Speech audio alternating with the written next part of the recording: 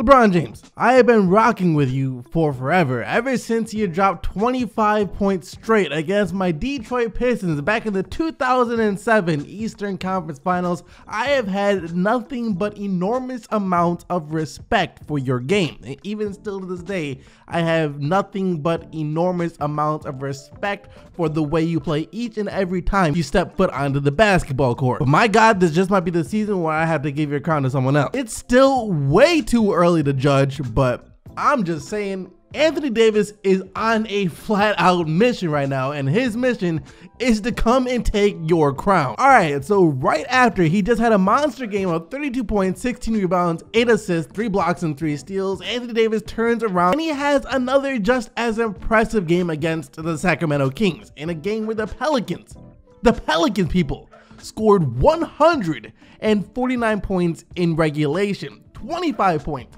10 rebounds, 6 assists, 2 blocks, and 2 steals for AD last night. I know, for Anthony Davis, those numbers are pretty pedestrian. That's AD on one of his mediocre nights. Make me playing with a flu and a broken pinky toe and still have a better game than that on most nights. But this is where I chime in and let you guys know that he was able to do all of that damage in under 30 minutes of play. He only played 27 minutes. This was also on 8 of 12 shooting from the field. And I didn't think that it was possible for Anthony Davis to come back any better than he already was last year. But just from these 2 games alone, I'm already seeing a completely different Anthony Davis. This guy is playing like he's flat out on a mission. And by the way, since when did Nikola Mirotic turn into 2007 Dirk Nowitzki? I thought that man was just overachieving with the Pelicans last year after he shaved his beard. I didn't think that he'd be able to continue that level of play this season, but not only has he continued that level of play, he's gotten better. Naked Mole Rat Mirotic might actually be a legit thing from here on out. He had 30 points, hitting 6 of his 8 3-point attempts in the Pelicans' first win against the Rockets, and he was even better yesterday when he dropped 36 against Sacramento. Like, who would have thought that Nikola Mirotic next to Anthony Davis would be a better fit than DeMarcus Cousins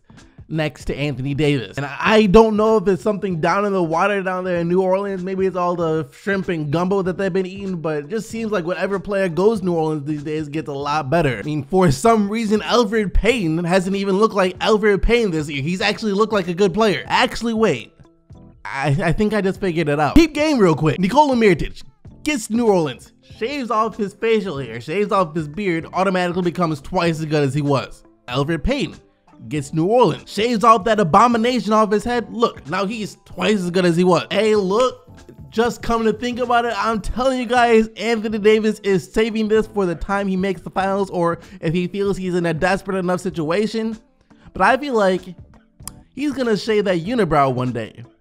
And when he does, Anthony Davis saves that unibrow. Not even the Golden State Warriors will be able to do anything to save themselves. When that unibrow comes off, the league is doomed. The Eastern Conference isn't weak at all. I want that notion to just completely die off right now. This is the season where, oh, but they're in the East. He's in the East. It's the East, so it doesn't mean anything. This is the season where that conversation disappears, and I don't want it to be brought up again. If I hear you say, oh, but it's the Eastern Conference, I know that you haven't been watching the Eastern Conference. Toronto Raptors, Boston Celtics, Milwaukee Bucks, Indiana Pacers, Philadelphia 76ers, all extremely good teams. On the level of Golden State, well, the verdict is still out for Toronto and Boston, but I mean, you can't measure how good of a conference is based on whether or not they have a team that can match up to the best team that the NBA has ever seen. That ain't how that works. But I think this year we're gonna be seeing close to 5 teams at least in the East who break or approach that 50-win mark. The 2 I want to talk about right now are the Toronto Raptors and the Boston Celtics, more specifically the Toronto Raptors. Anyone expecting this team right here just to be a great regular season team and disappear in the playoffs is in for a rude awakening. Dwayne Casey and DeMar DeRozan. Those were the 2 guys who caught a majority of the blame for the postseason struggles last year, and whose fault it truly was, we will never know because Toronto just got rid of them both at the same time. And while DeRozan still might be one of the best players in the NBA, there's a huge difference between being one of the best players in the NBA and being Kawhi Leonard, a fully healthy Kawhi Leonard. Because a fully healthy Kawhi Leonard can win you games on both ends of the basketball floor. When was the last time that you ever seen DeMar DeRozan win a team a game on the defensive end of the basketball floor? You've never seen it, you never will see it. You can wait till DeMar DeRozan retires, reincarnates, comes back, tries again, and you still won't see it. A healthy Kawhi Leonard in the playoffs is going to be just as good, if not better, than he was in the regular season.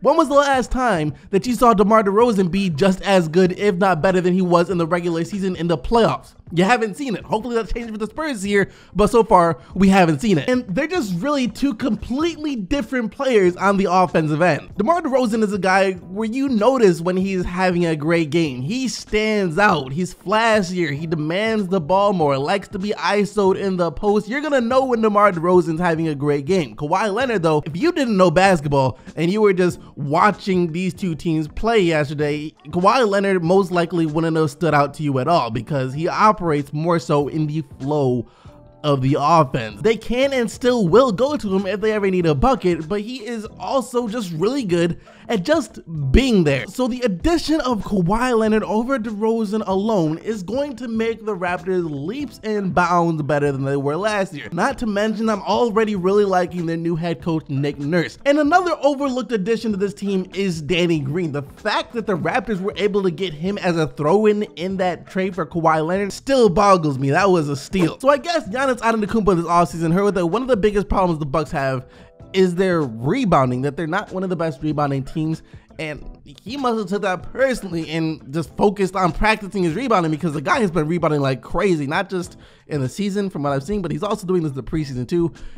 He's become a really, really good rebounder. And I was just talking about the Raptors and the Celtics, but Giannis and the Bucks don't look like they're about to make it easy for either of those teams this year in the playoffs, if they play one of those teams in the playoffs. Look, last year the Bucks were a massive disappointment. They were supposed to be a top 4 team in the East. Giannis was supposed to be way up there in the MVP conversation, but yeah, they were just disappointing. It was like the Bucks were trying to win off the back of Giannis alone. They didn't have a real offensive set. Their defense was trash. They were just like, yo, we got Giannis. Hopefully that's enough. And it was to get them into the playoffs, but still they were very, very disappointing. This year though, they actually got a pretty competent coach. And because of that, the Bucks look like a real team. Granted, Giannis has helped out a lot, but still they look better, getting a lot more assists as a team, playing better defense and rebounding more. That was a lot of the problems that they had last year. Now they're all fixed, or at least they seem to be fixed for now. However, there are still certain other areas that concern me about this Milwaukee Bucks team. For example, their bench. Their bench still isn't the best. And now their best player off the bench is either Ersan Ilyasova, Tony Snell, or maybe the rookie Dante DiVincenzo. So yeah, their bench still needs a lot of help. I worry about their depth compared to teams like Boston and Toronto. And other than that, I'm still kind of worried about Brook Lopez being their starting center, especially when the playoffs come. I'm not sure how he's gonna hold up in the playoffs. And I'm still not quite loving the fit of Eric Bledsoe either. So there are still concerns with Milwaukee, but they look better, and they have Giannis, and Giannis overcomes a lot of those concerns by himself. We were just getting great game after great game yesterday, huh? Utah, y'all had better retire that man Joe Ingles jersey when his career is all said and done. I don't think there's ever been a more perfect player for the Jazz than Joe Ingles. Even the name just fits perfectly, and he and the Jazz were having their way with the Warriors yesterday for a bit. Had a 16-point lead in the third quarter as the Jazz were just dropping 3 after 3 after 3. I mean, when Ricky Rubio is knocking down pull-up transition threes in the face of Steph Curry, you know that you're in for a rough night if you are the other team. Or at least that would be the case if you were any other team but the Warriors, because most other teams wouldn't be able to come back from that. But you know, Steph Curry and Kevin Durant, those guys are a problem. Two of the most unguardable players in the league on the same team, and both guys who, whenever they put up a shot, you just feel like it's going in. You feel it in your gut, and it was because of those guys that the Warriors were able to erase that 16-point lead with the quickness. And despite that, the Jazz didn't crack. They were still holding on in a back and forth battle down to the wire, both teams exchanging blows, and Utah, with around 10 seconds to go, even had the 1-point lead until former Jazz player Jonas Jerebko tipped in the Kevin Durant miss at the buzzer to steal the game for Golden State. That's tough. Anyways, that's gonna do it for all of the main games and the real good things we had to talk about yesterday. So now let's just look at the other games from last night. And I told y'all not to get too excited about the Magic winning the first game of the year. Look, they just got blown out by the Hornets, and it's not even like Charlotte played an amazing game. The Magic were just trash, 120 to 88. Kemba Walker was great again though with 26 points also. The rookie Miles Bridges, get both he and Monk into the starting five, Charlotte. What are y'all doing? Karl Anthony Towns. I'm trying to hold off on making this video because I know that you are better than this, but I'm gonna need to see some type of sign of life from you in your next game. You got ran by Aldridge in the first game of the season, and now you just got ran by Love too. Luckily, Jimmy Butler was there to save you. He was there to bail you out, but be better next time. And the Wolves as a whole, be better next time. This is exactly what Butler was talking about when he said that you need him. You really do. Without Jimmy Butler, y'all would have been destroyed by the Cavs last night. Without Jimmy Butler, I'm taking these LeBron-less Cleveland Cavaliers over you guys in a 7-game series. Like, no joke, I'd have the Cavs in 5. Karl Anthony Towns, you gotta wake up, bro. And Wiggins, I mean, I guess good job on making all 5 of your free throws yesterday, but be better next time too. Forget about D'Angelo Russell. Caris LeVert is the young star for the Brooklyn Nets. I mean, I was really impressed by him when he played against the Pistons a few nights ago, and he was even better yesterday. Get used to the name, guys. Caris LeVert. He's about to be a really well-known player in no time at all, as his 28 points, 6 rebounds, and 5 assists were just enough to eke out the 107 to 105 win over the Knicks. Russell Westbrook was questionable leading up to last night's game, and it was a game-time decision to be made by Russell Westbrook. He's completely cleared to play, he's completely cleared for full-on contact, but he decided to play it safe and sit this one out too, which didn't work out too well for the Thunder because outside of Steven Adams, everyone else for OKC yesterday was bad.